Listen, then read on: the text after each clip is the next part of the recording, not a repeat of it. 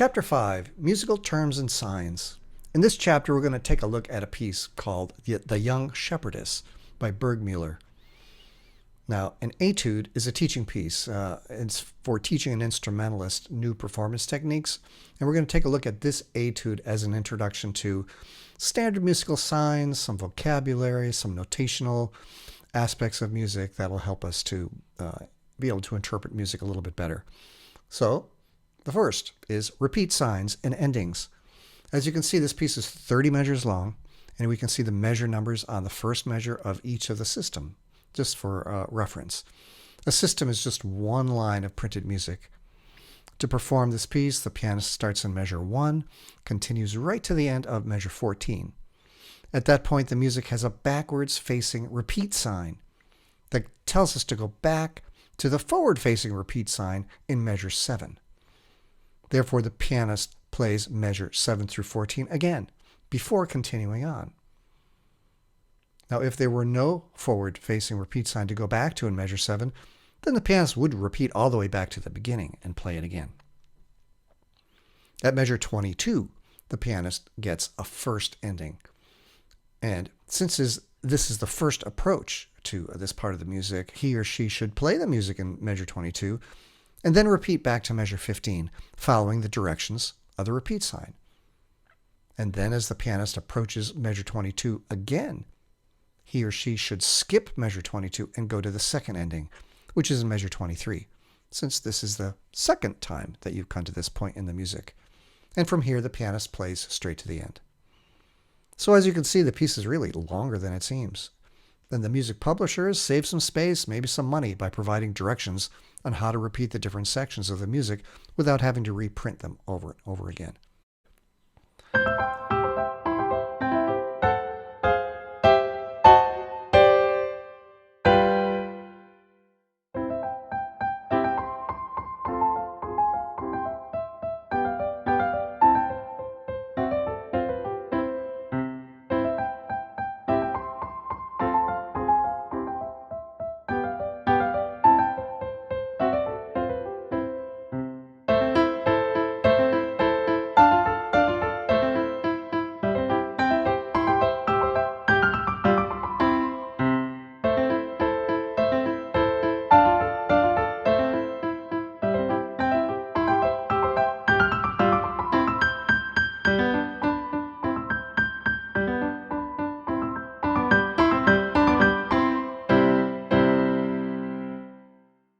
The Young Shepherdess is notated on a grand staff, with the upper staff giving us the notes for the right hand and the lower staff giving us the notes for the left hand.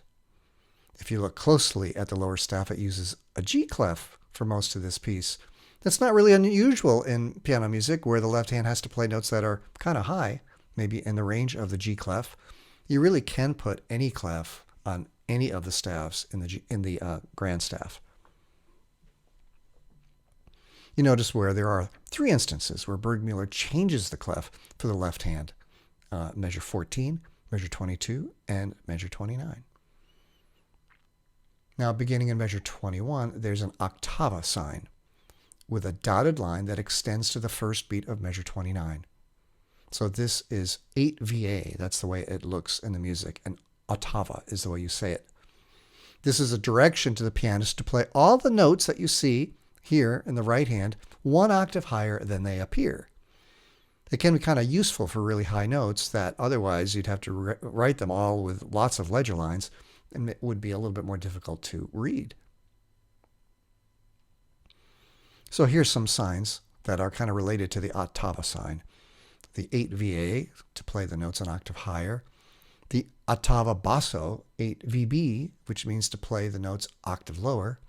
And the 15 MA, which means to play the notes 2 octaves higher than written. A lot of times when we see indications in music, it's in Italian. That is the traditional music for giving musical indications. Dynamics.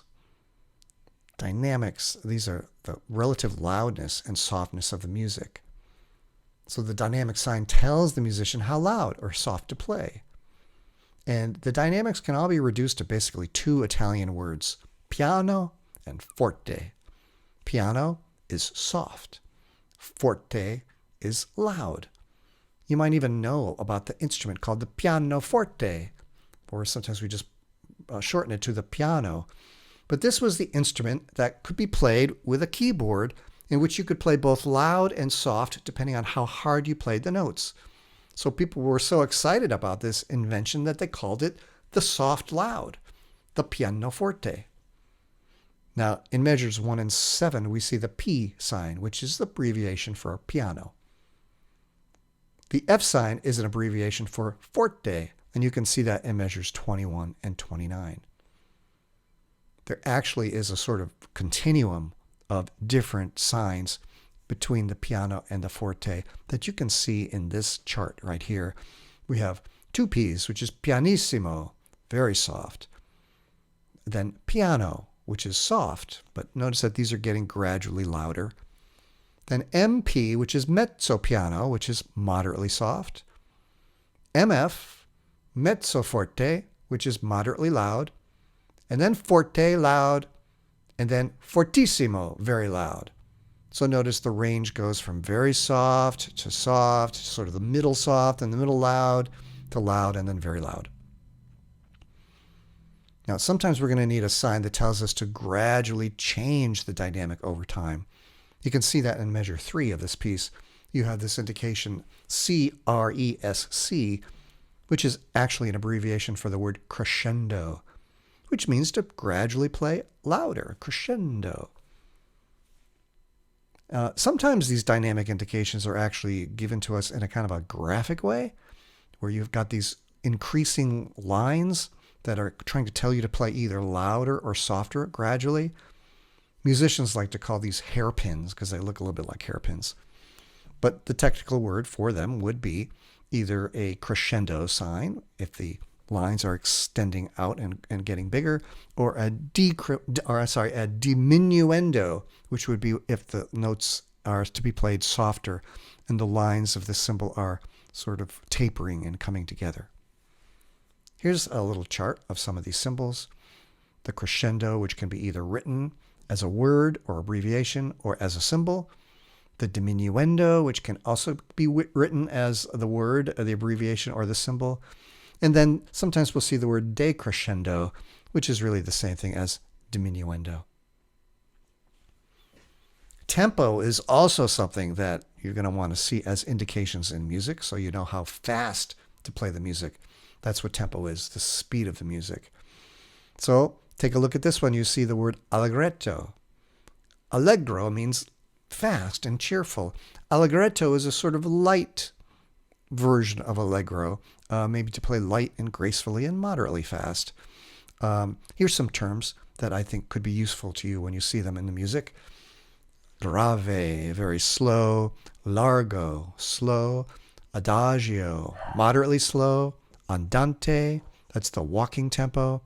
Moderato, that's moderately. Allegro, we already talked about that. That's fast and cheerful. Vivace, that's lively or with life. And prestos, very fast. Sometimes, you'll see a little diminutive or superlative forms of these words, as we already talked about. Allegretto, larghetto, prestissimo, which would be really, really fast. Look at this little other indication that we see at the beginning of the piece. It says quarter note equals 138. That's trying to tell you how fast exactly to play the music. And to interpret that number, you need a metronome, which is a little machine that clicks. Or you could certainly find one that you could get on your phone or on your computer that would do the same thing. So the idea here would be 138 quarter notes per minute. Here's some other terms that sometimes we use when we want to change the tempo, that is, get gradually faster or gradually slower. We've got ritardando, gradually slow down, abbreviated as RIT. Ritenuto, abbreviated RITEN, that means to suddenly slow down, not gradually. Accelerando, abbreviated ACC, gradually speed up. A tempo means go back to the original tempo. That's usually after you've been asked to speed up or slow down or stop.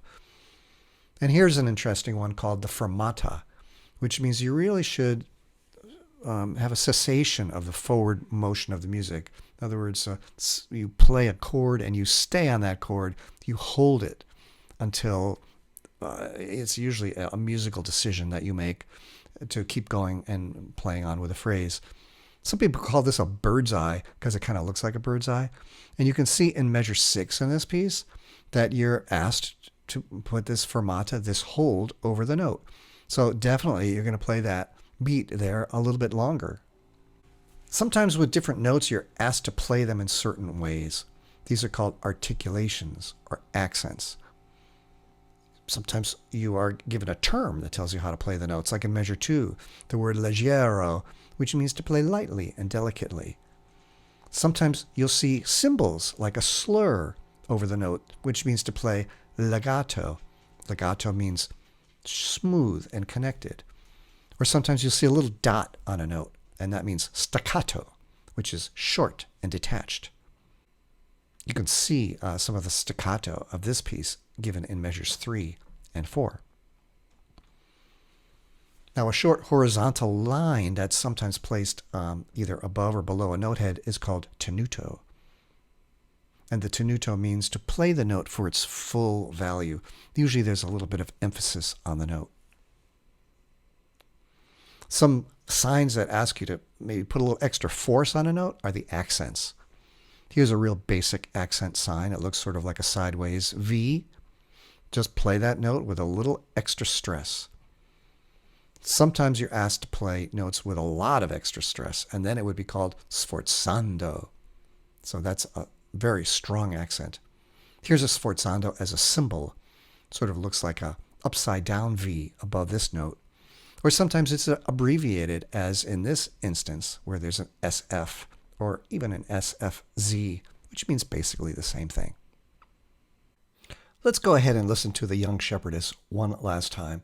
This time you can follow along to make sure you see how the repeat signs work, the first and the second endings, and also look out for all those signs that we talked about, the dynamics, the slurs, legatos, the staccatos, the crescendos, the decrescendos. See if you can hear all of these signs and symbols interpreted in the music.